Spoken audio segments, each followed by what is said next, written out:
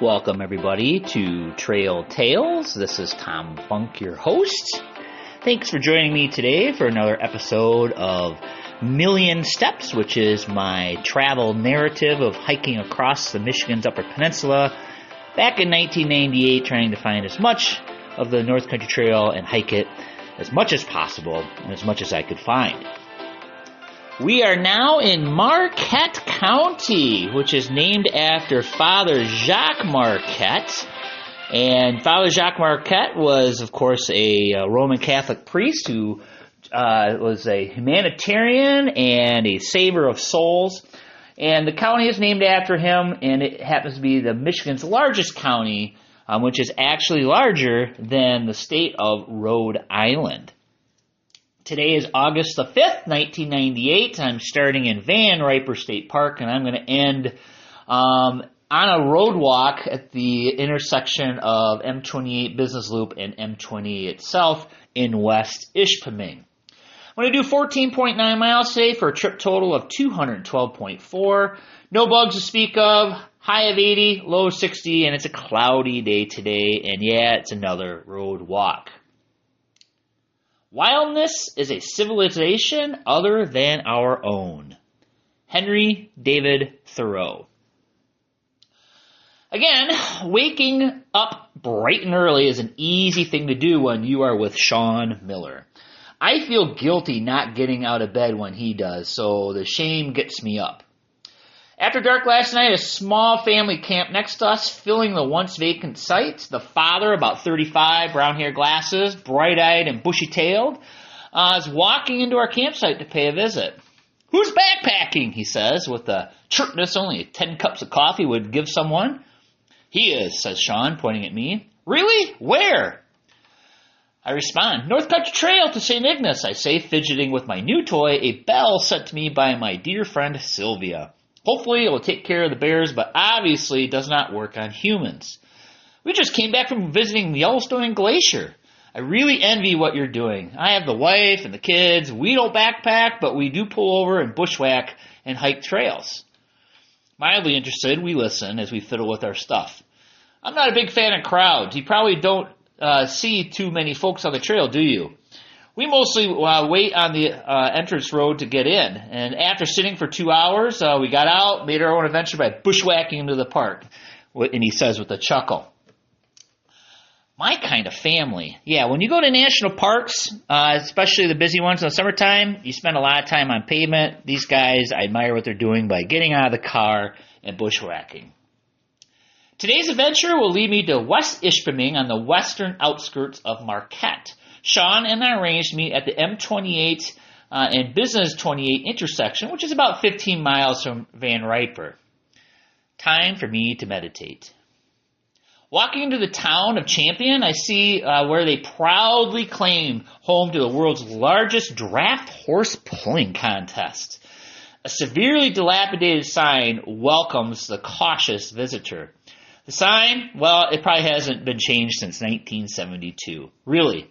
That's what the sign says. 1972 World Champions. Paint chips, weathering, and rust is evident. I think the sign would be better off in a landfill or museum instead of embarrassing this small burb. Champion was home to the Champion Mine Company from 1867 to 1910 and has been called Beacon and Champion Mine before taking Champion and losing the word mine for its current name. My first human contact, as cars seem like alien objects to me, was the clerk at the mobile station in Champion. The young lady, hair pulled back and makeup resembling a bad drywalling project, is completely disinterested in my endeavor. Making my purchases, I leave and continue to meditate towards lunch. I think she'd rather have a lobotomy than talk to the likes of me. A fenced-in ball field, complete with dugouts and pit toilets, welcomes my presence as falling rain forces me to hop over the fence and take refuge in the third base dugout. A gravel infield, a chain-link monster of a fence in the left field, kind of like at Fenway Park, and pit toilets describe Ely Township Park. The pit toilet is full and quite disgusting.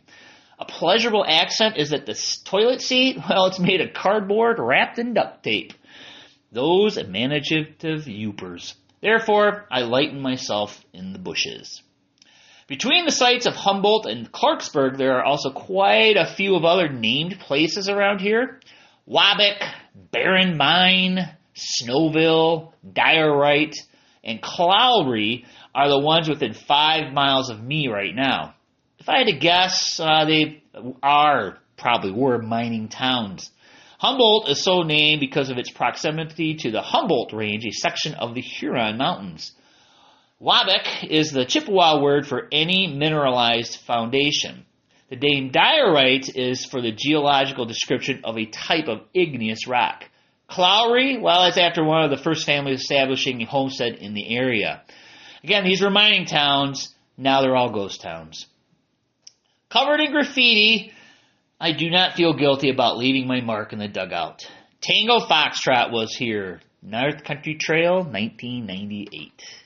Bagel, peanut butter, figs, gorp, orange juice, and a little Copernicus and a catnap later, I pummel my feet on the pavement again. When I crest hills, I have igneous rock formations on either side. One formation had a small fault where the rock above it has cracked and is slowly sliding over the rock below.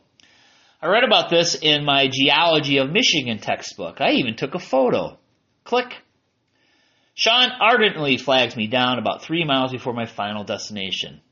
You have about 3 miles to go, he says, seated in his car. Where will I find you? I ask. Look for me where Business 28 goes to south. There's a gas station right across the road. Meet me there. Okay, I say. Toward Ishpeming he goes. Toward Ishpeming I go.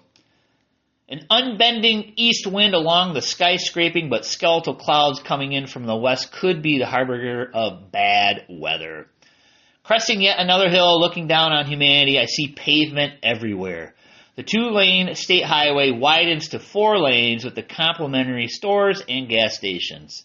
The plan is to skirt Marquette and take a few back county roads so I don't have to walk through Marquette, saving some time.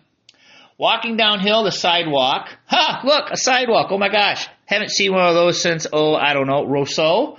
Well, it's made of asphalt, so it's really no different than walking the road. I see the gas station. I see Sean, lost somewhere as he reads his book. Hi-ho, I say. I throw my pack in his car, back to Van Riper State Park. I traced tomorrow's route for you, says Sean. You did? Hey, thanks, buddy. Basically follow Business 28 until it takes a sharp left turn. Keep going straight until you hit a T intersection, then turn left. You'll see County 480 on your right, and you will turn right. You'll be walking through Negaunee and Ishpeming tomorrow. Cool. Thank you, sir. We made it back to the site where we set up a tarp over a table since it was starting to rain.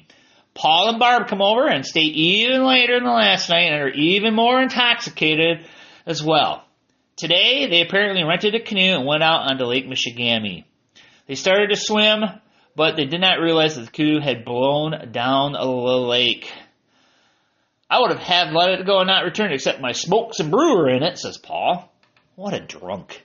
Sean and I went to bed, and those 2 drunks stayed up, arguing, yelling. Heck, they even invited some guy to play his guitar. Mind you, it is 2 or 3 in the morning, and we are about 50 feet away. At about 6 a.m., it finally got quiet. I think I got about an hour's worth of good sleep last night. Where was the ranger during all of this? Yeah, that's kind of the thing with this trip is, when we were camping, we'd be around other people. And, back in the day, going camping meant, getting drunk and having a good time. And that was not uncommon, an experience for me even before I was a backpacker. So when I was younger in college and I would go camping, I'd always seek to find like a national forest campground or someplace pretty remote to avoid a lot of the nonsense that was going on in state parks. So, all right. Thanks for joining me again on Trail Tales, and I'm your host, Tom Funk. I thank you for joining me, and we will see you again. And if you have any questions or anything, need to clarify something, just reach out to me on my social media. My Facebook is Tom Funk's Worldly Adventures. You can also find me on YouTube, Tom's Worldly Adventures, Instagram, Tom's Worldly Adventures, where I post photos and stories and things like that. So, all right, well, thanks again, and we'll see you next time.